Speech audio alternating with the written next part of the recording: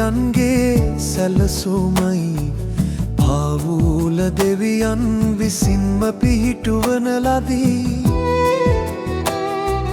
පාවුල දෙවියන්ගේ සැලසුමයි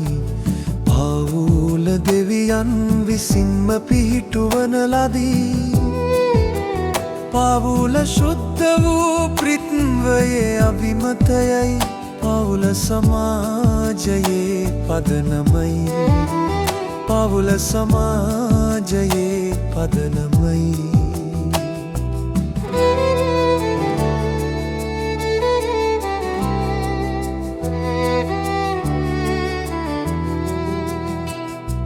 කර්ස්තුස් වහන්සේ සභාවත් අතර ඇති දේව අභිරහස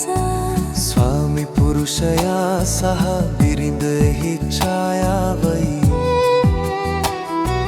ක්‍රිස්තුස් වහන්සේ සභාවත් අතර ඇති දේව අභිරහස ස්වාමි පුරුෂයා සහ බිරිඳ එහි ඡායාවයි මේ පොළොව මත ස්වර්ගය මැවීම උන්වහන්සේගේ පාව සැලසුමයි මේ පොළොව මත ස්වර්ගය මැවීම උන්වහන්සේගේ පාව සැලසුමයි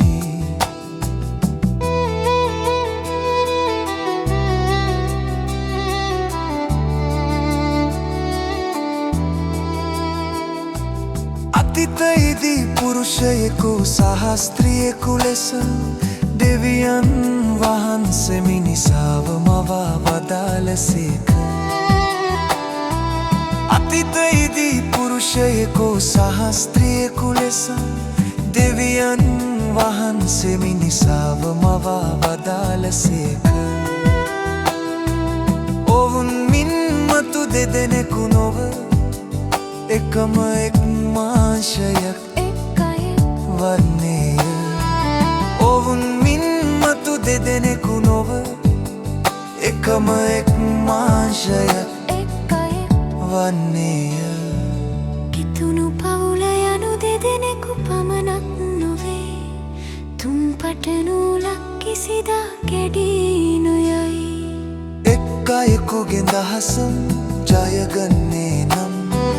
දෙදෙනෙකු එක්ව දසදහසම් ජයගනී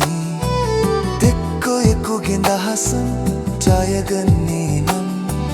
දෙදෙනෙකු එක්ව දසදහසම් ජයගනී